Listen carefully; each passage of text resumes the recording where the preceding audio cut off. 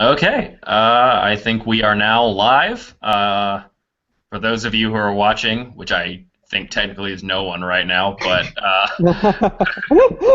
welcome to season 2 of Pete Carroll Was Right, the confusingly named Alabama football no longer podcast, now live YouTube video show. Returning from last year, it's Carter, Ben, and Mitchell here to talk in-depth Alabama football with you. Ooh, we have one viewer. What's up, viewer? Hi, viewer.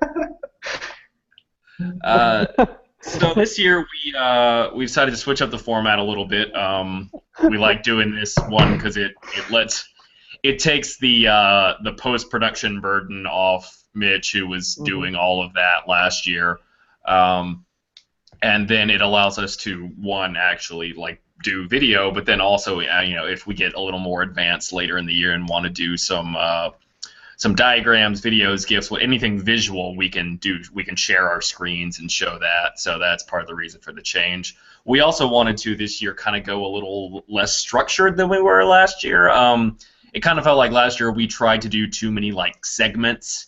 And that sort of made things bog down when we were trying to be really structured about it. So, like our original impetus in doing this was just to sort of like we liked talking about football and felt like we had really good discussions. So we're going to try to be a little more freeform with it this year, so just make it more interesting, more flowing.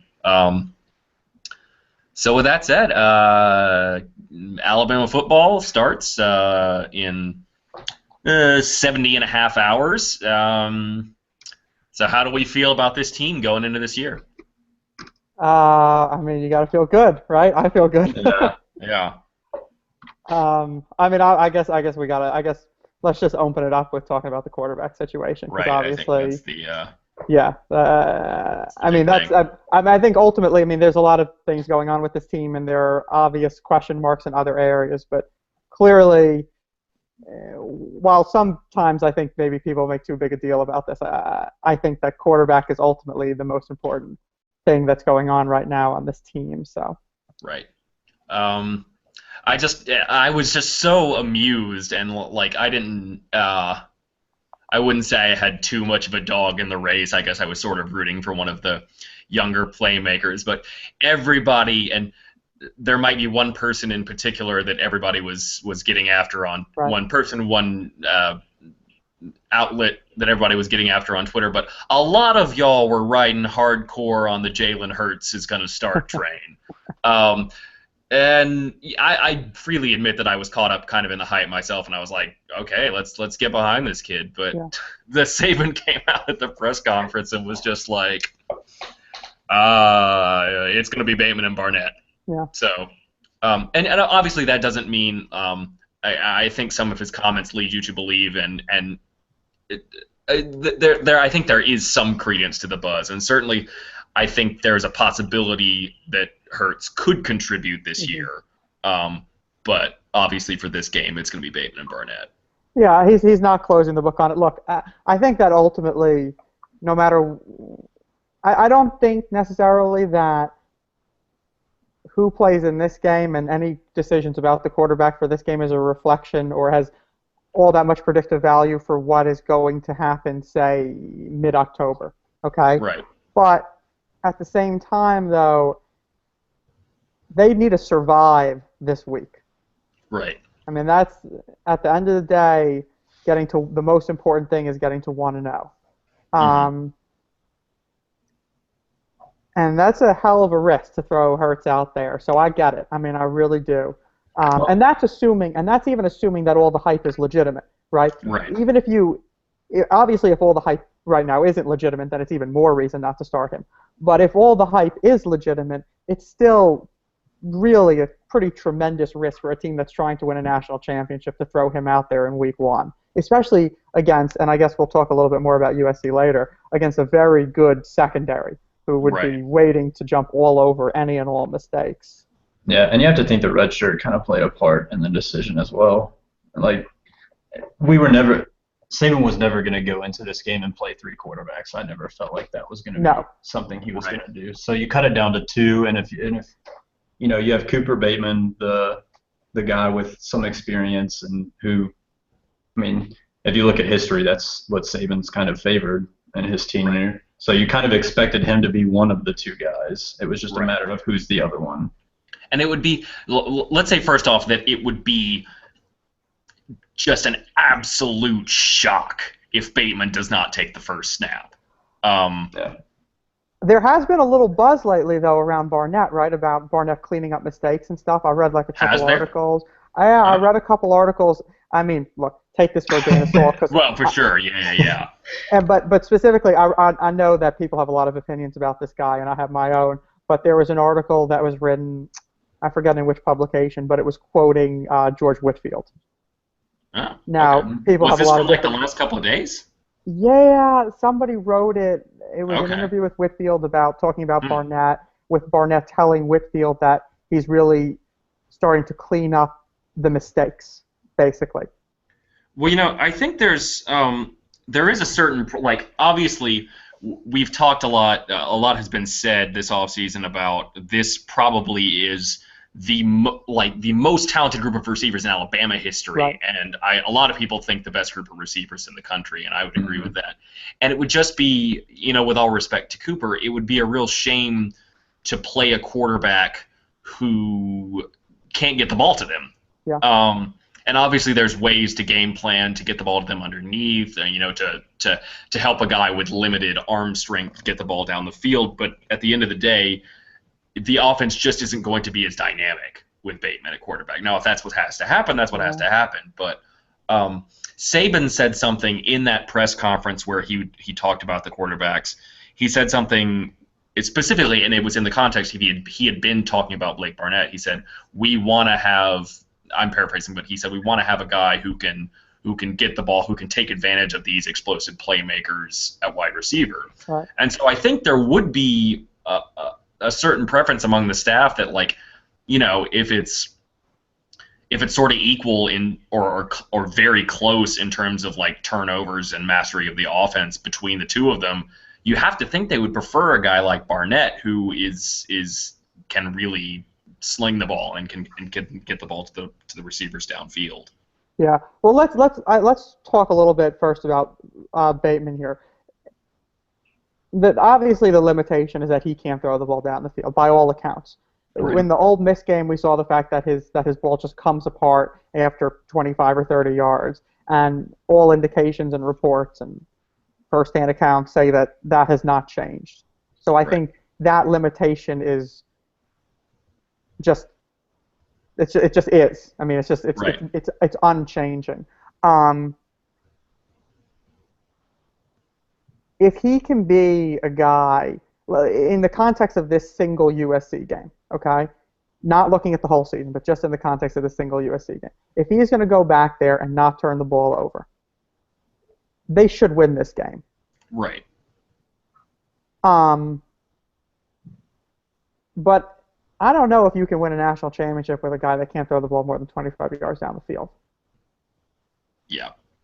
So it may be that Bateman is the guy they feel they need to go with if they really do feel like they're less likely to get turnovers with him at the helm. Then you think about, like, even though the quarterback battles the last 2 years have gone into the season, the older, more experienced guy got there was no rotating in the first game. In the West Virginia game, in Wisconsin, it was. It was Jake last year, Blake the year before. Right. I think Cooper did get some snaps against Wisconsin, but it was Cooper garbage time. Maybe the fourth quarter. Yeah. So it would not shock me, even if the staff ultimately feels like they need to roll with Barnett to win a national championship. It would not surprise me if Bateman took the majority, if not all, of the snaps in the USC game. And then use the Western Kentucky game to get Barnett more prep for Ole Miss. Right. I want to talk, though, because I think this is an interesting conversation. Let's say Bateman's the guy, whether it's for USC, like we just talked about it, or beyond. What do we want to see with an understanding of his limitations, okay, and keeping those in mind? What do we want to see out of a Bateman-led Alabama offense? Well, I think you touched on this a bit in some Twitter discussions you've had this week, but Yeah, I think that the need is to go as spread as possible. I agree with that. Because if you Yeah. can't stretch the field vertically, you've got to stretch it at least horizontally. Right. And we've seen this. Like these offenses exist. Ones that don't have the talent at the receiver. Like think about a Mike Leach style air raid Sure. attack where Yeah. you're obviously Alabama wants to run the ball more than that, but where it's all about sort of quick tempo, short passing. Yeah. And so I think the idea that you would want is to let Bateman spread the field out as much as possible to give him space underneath to throw to these guys. Get in rhythm, pass quickly, and get the ball to your playmakers and let them make a play, basically. Right. Right. I mean, when you spread the field, if you take Howard and you take Ridley and you take Stewart and you take Foster and you take Dieter and you spread the field, people are going to have multiple guys are going to have isolated matchups on Right. any one play, right? And he's just got to find those guys. And I mean, it looks like Ridley's going to play a lot in the slot. Okay. Right. What do we think? I mean, I like that. I love that. Oh, I love it. I want him. It's perfect. Right. I want him everywhere. I mean, I want Calvin lined up everywhere, but I love the idea, especially with Bateman as the quarterback, of working him out of the slot and really working him underneath. I mean, imagine him in almost like a Wes Welker type role. Mhm. Right. Stretching the defense as thin as possible, getting him favorable matchups underneath. I mean, I love that. Quick, short drops, short throws. And get the ball in the hands of your playmakers and let them make plays. I mean, that's the easy answer, right? Yeah. Yeah. I would say you want to use at least the threat of his legs as well. I mean, Well, that's another thing, right? Right. So that's another thing. And it's sort of questionable. I know there's been a lot of talk about Bateman's bad reads on the zone read in the Ole Miss game, and you don't want to take that. I mean, that's a half of football. Like Right. there's no guarantee that he couldn't run that now. But Ole Miss was playing fast too. Right. I just want to say that they were playing fast that night. yeah. And it might be an opportunity, especially with the thing about USC is my understanding is that they are very inexperienced on the defensive front and in the linebackers. So this might be a good opportunity if that's a component you want your offense to have, for him to get experience running that against Power 5 level talent, but maybe not something on the level of Ole Miss's front last year. But yeah, I think just because Cooper's got wide receiver, he's got like 4.6 speed or something like that. That's pretty good. Yeah. So just have some plays where you're spreading them out and you've only got a couple guys in the box, and then just have them take off on a couple design quarterback draws. Yeah, that's true. You don't even need to play reads. You Yeah. don't even need to leave guys unblocked. Just get him moving. Right.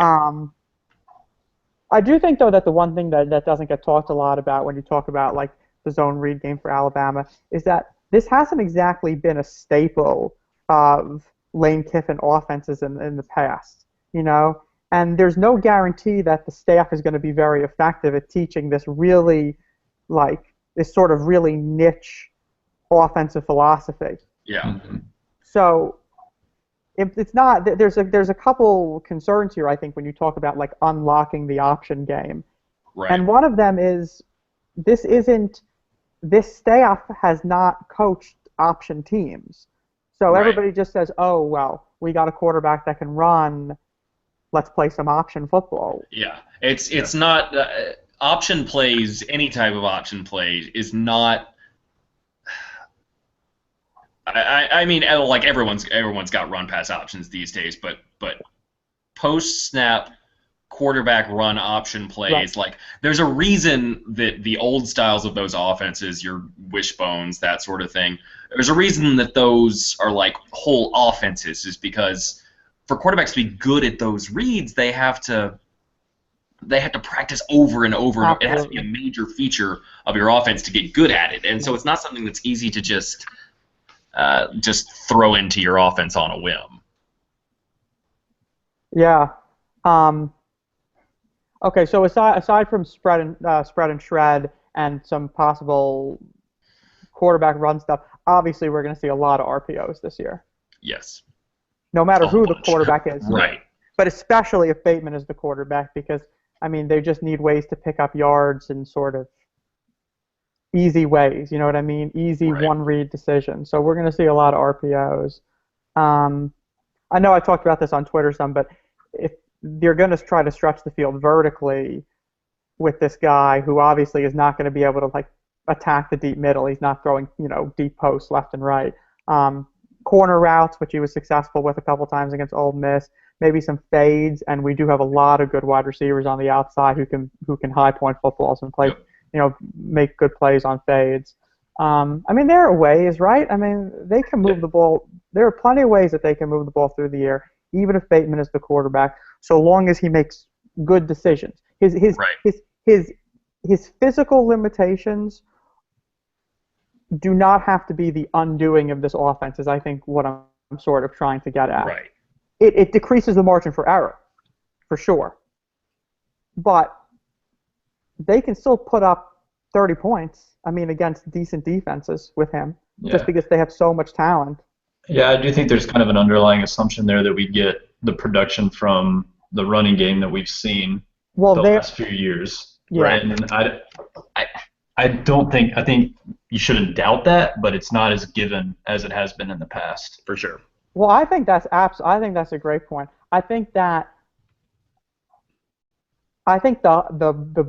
Bo hype coming off last year was a bit. Yeah.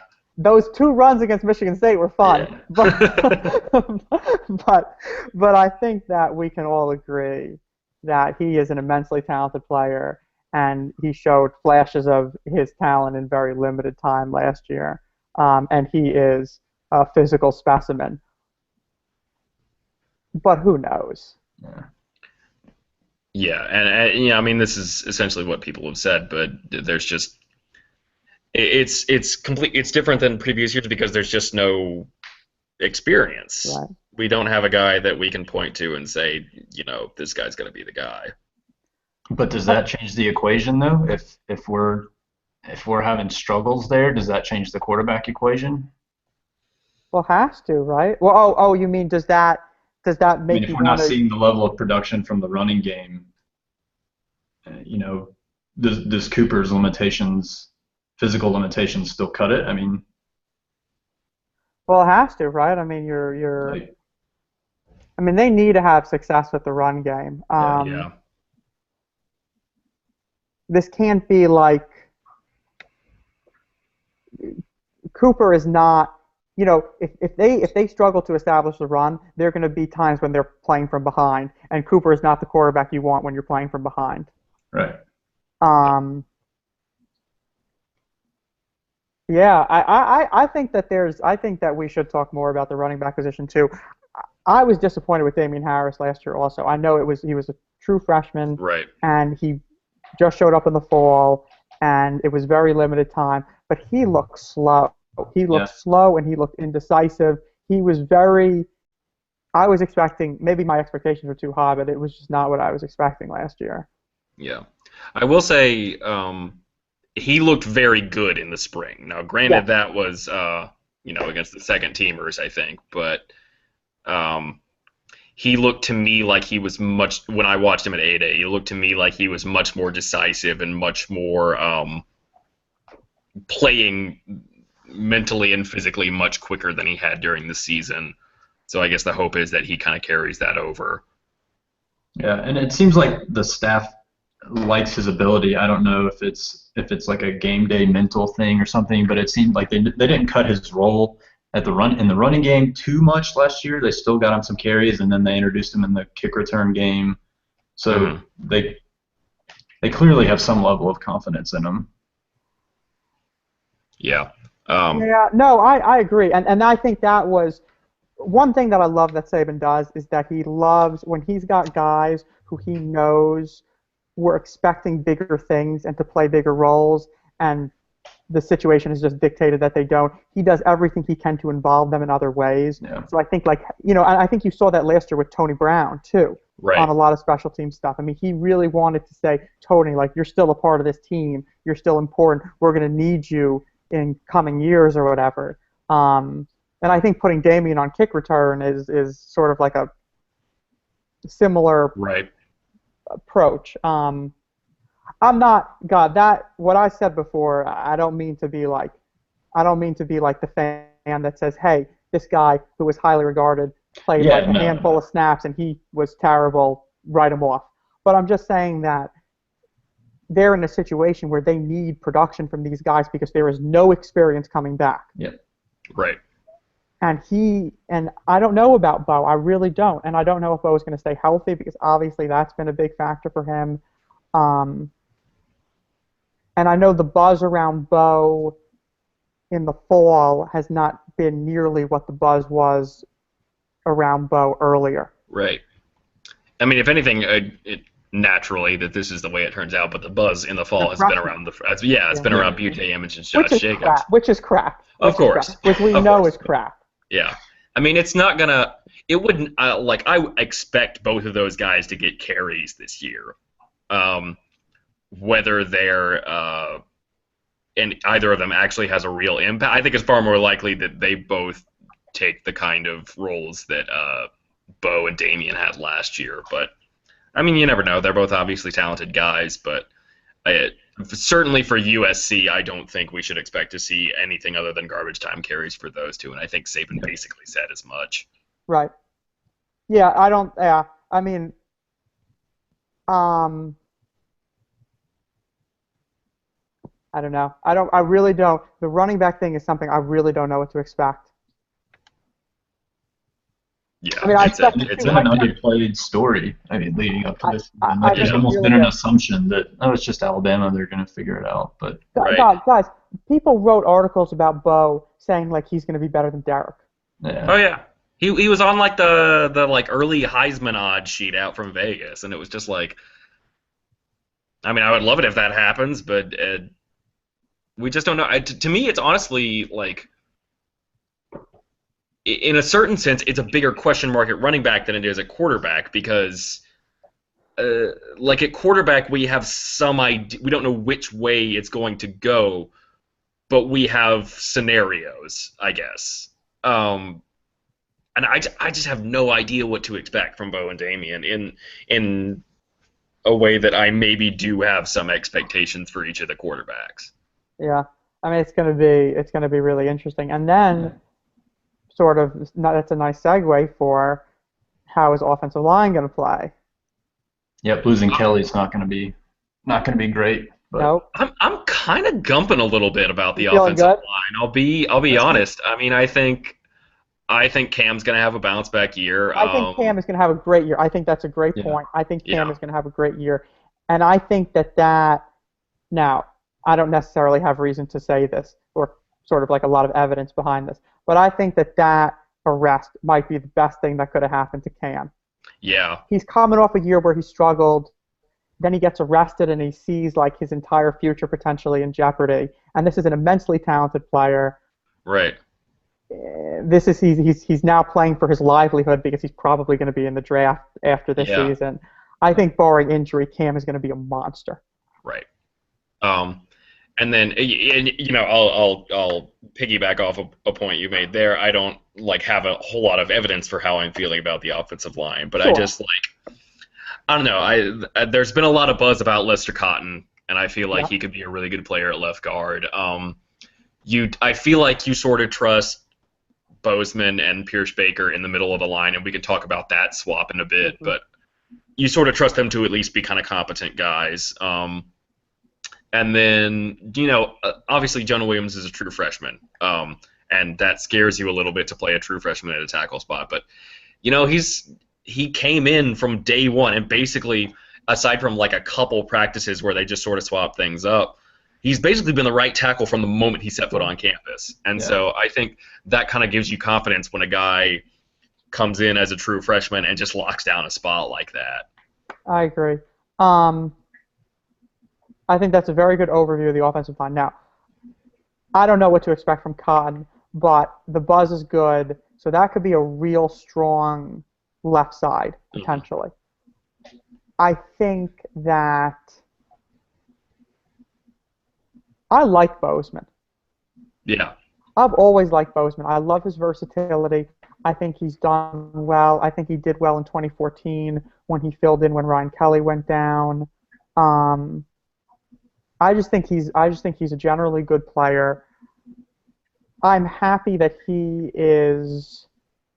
Remember, I wanted him last year when Kelly went down against A&M at halftime, and they played Hassenauer. Yeah. We all wanted Bozeman. Very confusing. So there's no question. I've always felt that Bozeman could be a good center. So I'm happy to see him in there. I think that, interestingly, you would think like, oh, well, let's focus more on the new starters. But I think this might hinge a lot on Pcwr.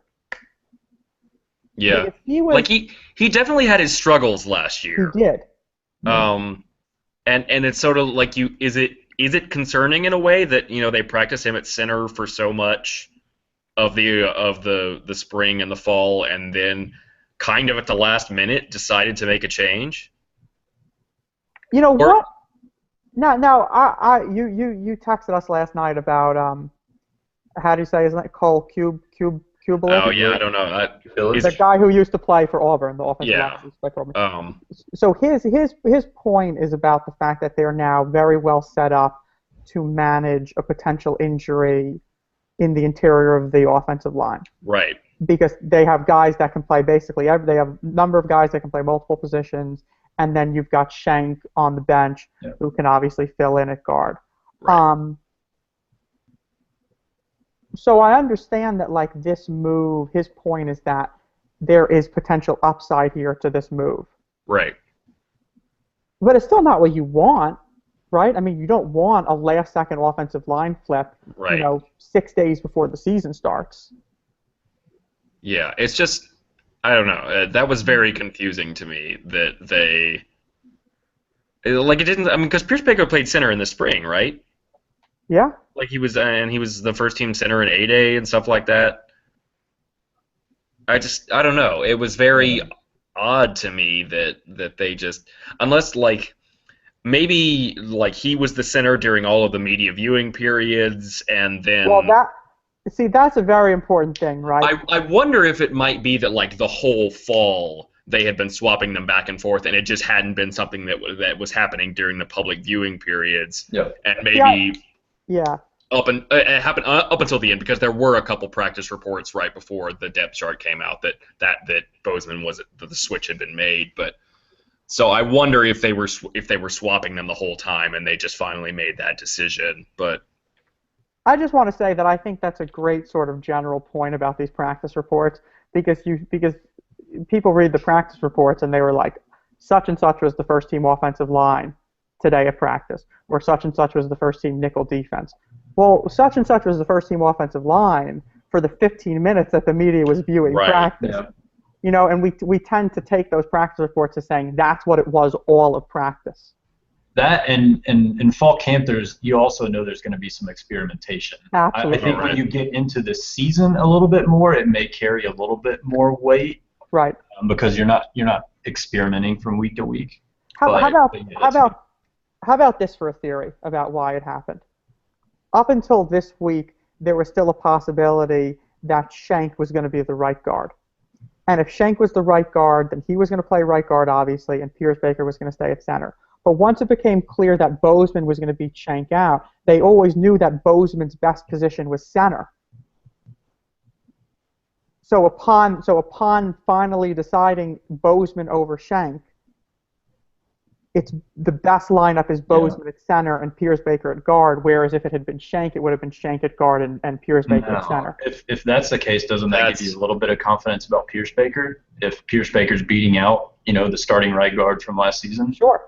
Yeah, sure. Yeah. I think the guy who we just talked about with the Twitter, Kublik or whatever, he had a good point about Pcwr though, which he really lacked consistent power last year. Right. At that guard position.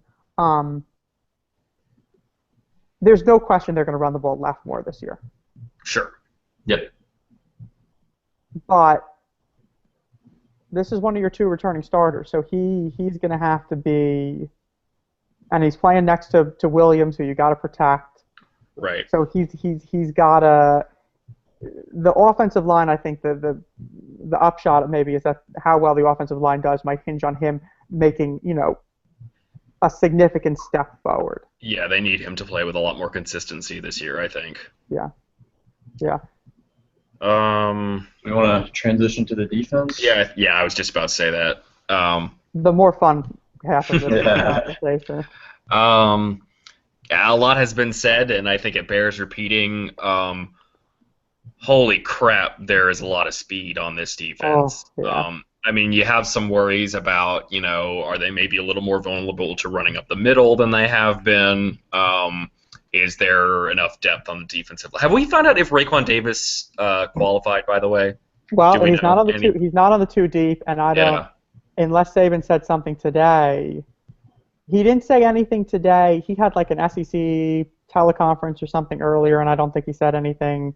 Yeah. I don't think that there were any quotes tonight. No, it was a very short press conference tonight. Yeah. Okay, so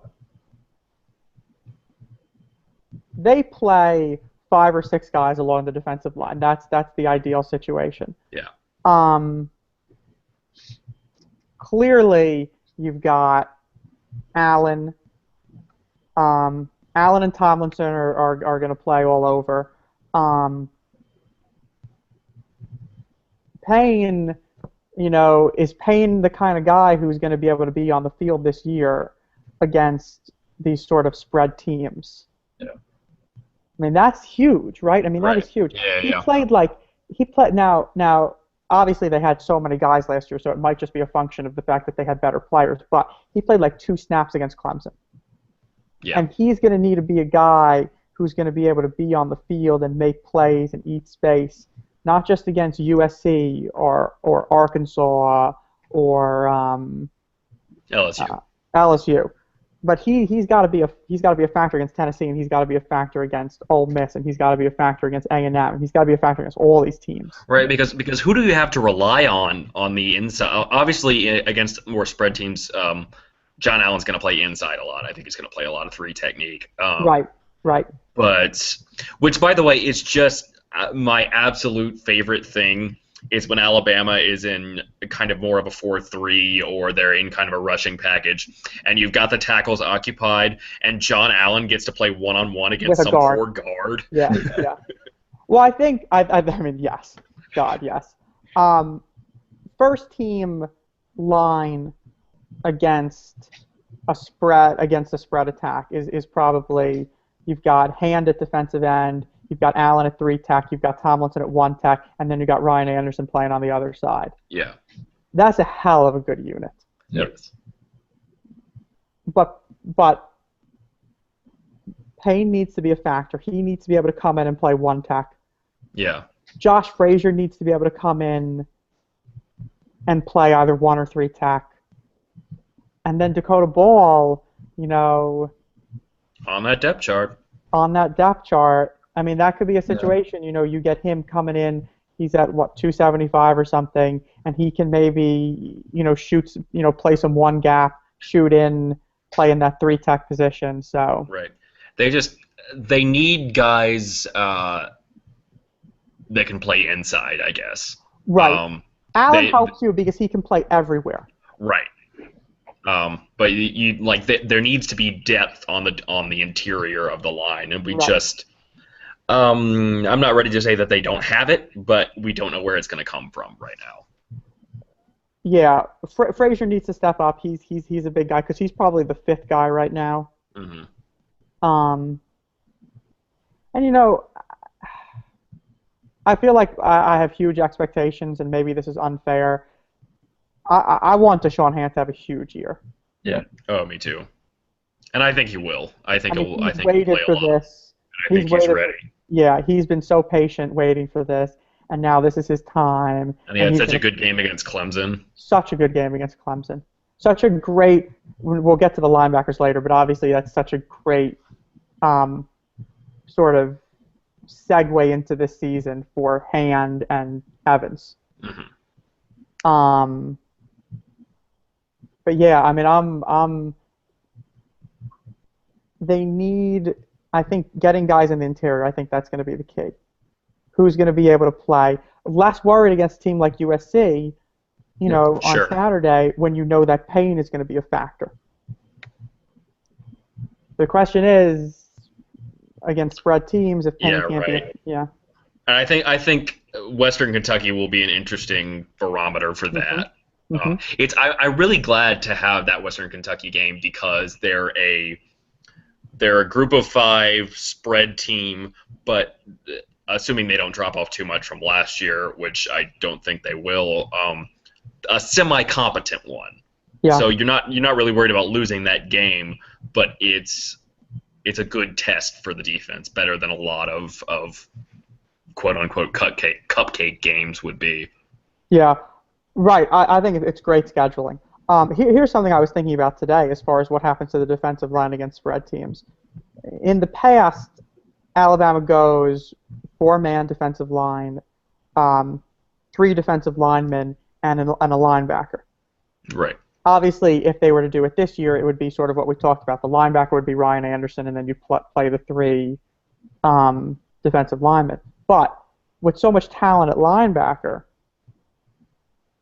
do you just play 2 defensive linemen and have 2 outside linebackers put their hands on the ground at defensive end? I mean, I think that's definitely. I think you want to create as many situations as possible where Tim Williams and Ryan Anderson are on the field at the same time, because what team can particularly if you've got like some combination of Hand, Allen, and Williams on the inside, Hand, Allen, and Tomlinson on the inside. Who can block all those guys? No one can block all those guys. So I think that's you want those combinations out there as much as you can afford to have them. I guess the question though is that aside from Ryan Anderson, how many of these outside linebackers do we trust to be able to play on standard downs and hold up against the run?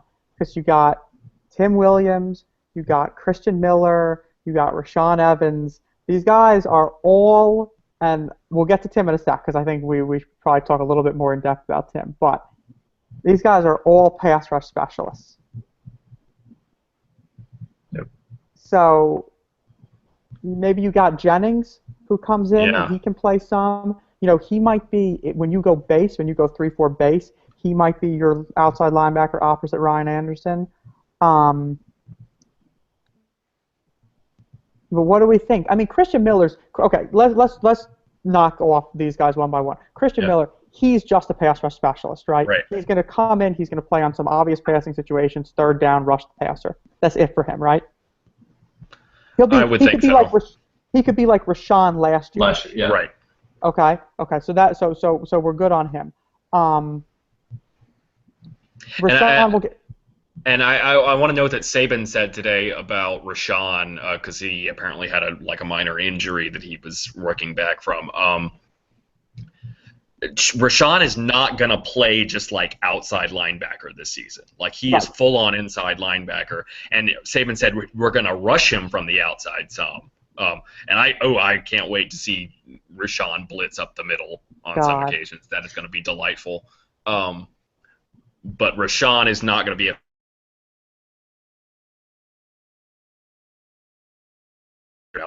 Okay, so he's out for standard downs. Right. So Miller's out for standard downs. Evans is out for standard downs. Jennings maybe, but we just don't know that much about him. Right. Terrell Hall, who knows? Apparently has looked good from what I've heard, but it's hard to say. So basically what this comes down to is we throw around a bunch of names, but it all comes back to what can Tim give you on standard downs.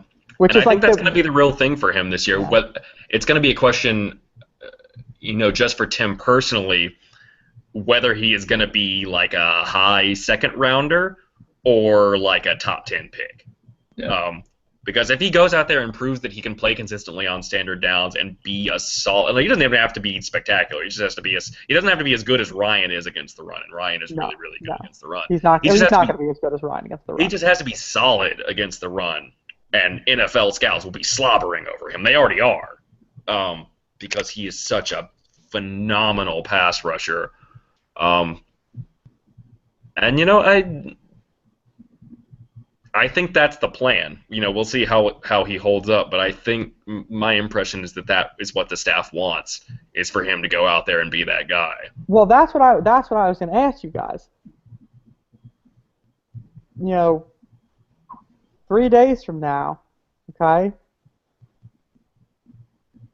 How are they using Tim? I mean, we know he's going to play on passing situations, obviously.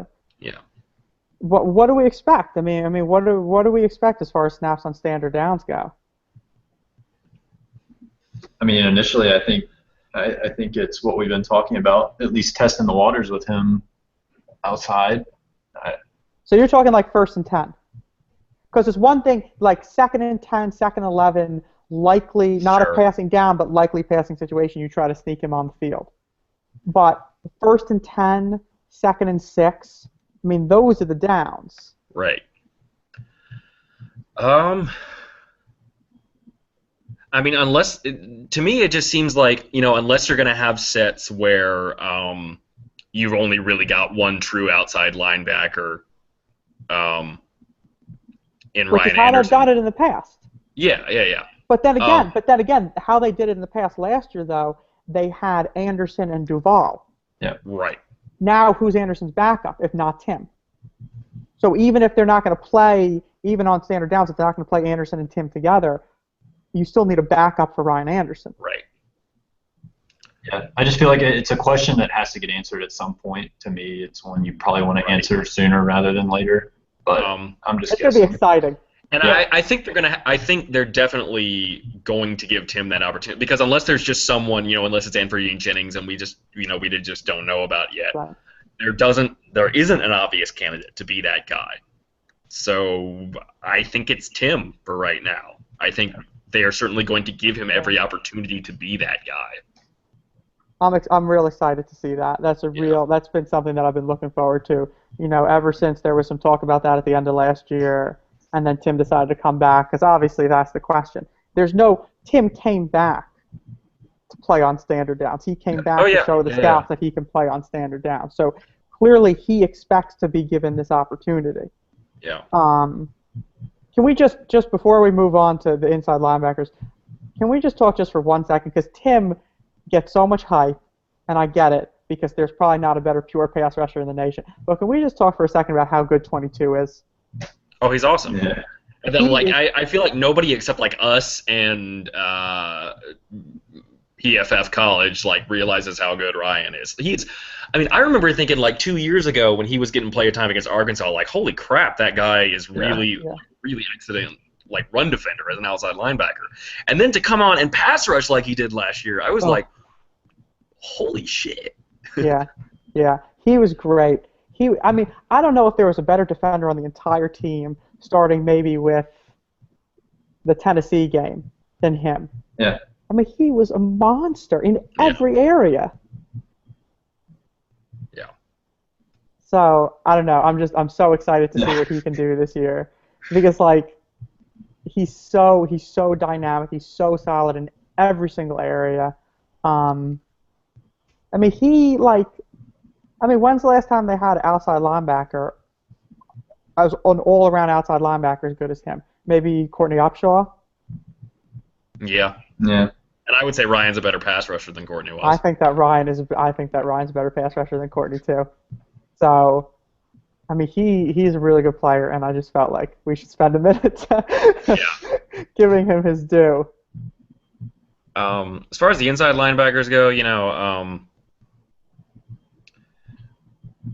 it's obviously going to be a 3-man rotation. We're going to see Ruben basically be Reggie, what Reggie was last year. We're going to see a lot of rotation between Rashawn and Sean Dan Hamilton at the other inside linebacker spot. I'm excited to see that speed. Yeah. Ruben was talking about driving the Ferrari today, so or today or yesterday, I guess. We obviously know what we have with Foster and with Hamilton. It's just going to be a question of is Evans really going to be able to play that position? I mean, when you ask him to play sideline to sideline and play really fast, I'm sure that won't be a problem. But is he going to be able to take on blockers in the inside run game? Is he going to be able to run down the seam, against and cover tight ends and stuff? Is he going to be able to get outside in like a curl flat zone and play like comebacks and flat routes and stuff like that? So that's it's just things to watch. And I don't know. I'm not even going to begin to speculate on the answer to that. I don't know, but it'll be interesting. So the secondary. So I think I know what we're getting in Marlon and Eddie and probably Ronnie. Yep. Marlon is going to be one of the top cover corners in the nation, I think. So excited to see Marlon. Absolutely phenomenal player, I think. Incredible talent. Eddie should be one of the top cover safeties in the nation. Ronnie's looks like he's going to see time at both money and strong safety. But I think he was an excellent player last year as a true freshman, and I think we should expect some improvement from him there. So you feel good at all three of those positions. And Minka at star. Right. Yeah. When Minka is at star. Yeah. Right. Yeah. So when you're in base, your big concern, I guess, is Minka holding up on the outside against bigger wide receivers. Yeah. And when you're, and I mean, it's like the size is not a concern. I mean, Minka's like 6'1", right? Or 6 that's foot. true. Like size-wise, I think he'll be fine. The question is, you don't really have to play the ball in the air as a star, as that inside nickelback. Right. So the question is him playing that traditional outside corner role. Defending deep throws, stuff like that. Right. And then when you're in nickel, doing more press coverage, I guess, than he would inside. Yeah, and then when you're in nickel, it's obviously Anthony Everett. What are you going to see from him? And it's just I don't know. I just have no idea. No idea. But all I do know is that teams are going to throw the ball at him. Yes, they will. A lot. We don't know, and nobody else knows. But certainly, you take the chance on the inexperienced guy over a guy as talented as Marlon is. So they're gonna go after him, and I guess we'll see how he holds up. Yeah. Clearly, that this, we've been talking about. I know we've been texting all camp about that third corner position, and clearly, with guys leaving and such, this did not shake out the way. Because I think we were kind of hoping that Sheffield was going to step up and take that job. Right. Yep. Obviously, that didn't happen. So much for that. I still think Tony could be a factor still at some point. Yes. Once he's back from suspension, I think he could potentially be a factor at a number of the positions in the secondary once he's back. And I mean, they did it out of necessity, but I like that they moved him back to corner because it makes a lot of sense. Yeah.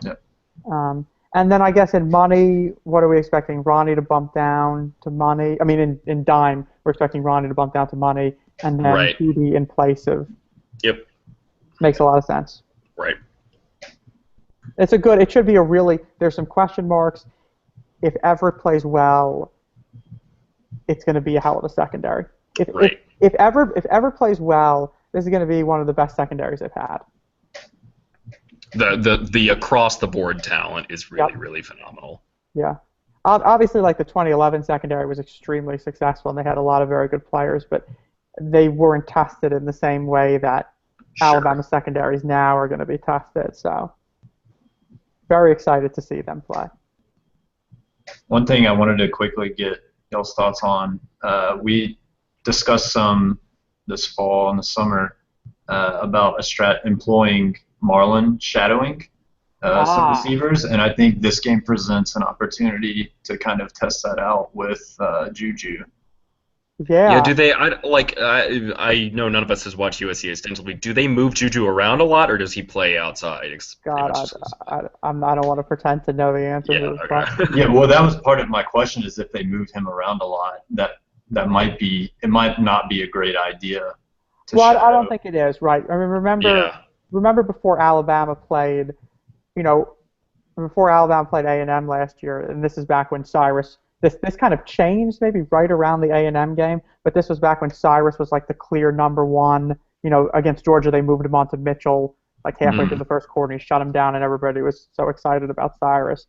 But then Marlon kind of caught up to him, and Cyrus had his struggle, sort of. But this was at the point where Cyrus was kind of the guy, and there was a question about, well, are you going to shadow Christian Kirk with Cyrus? And Saban's point was, you move a guy around like that, you can't shadow him.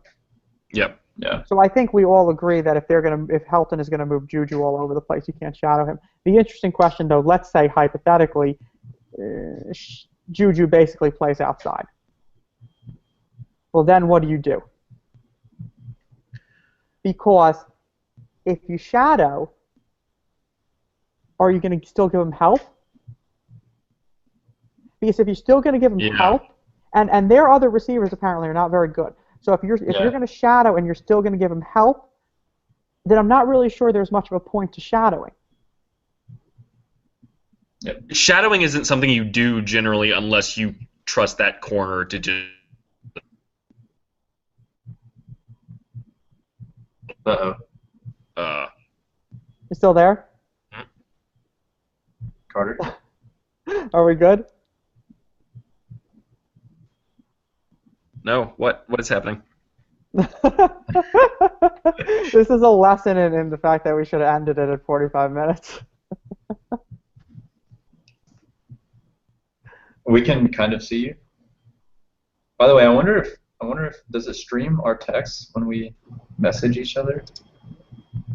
I hope not. Not that we said anything. Yeah, we'll see. Are you still there, Carter? Yeah, I'm here. You're kind of with us?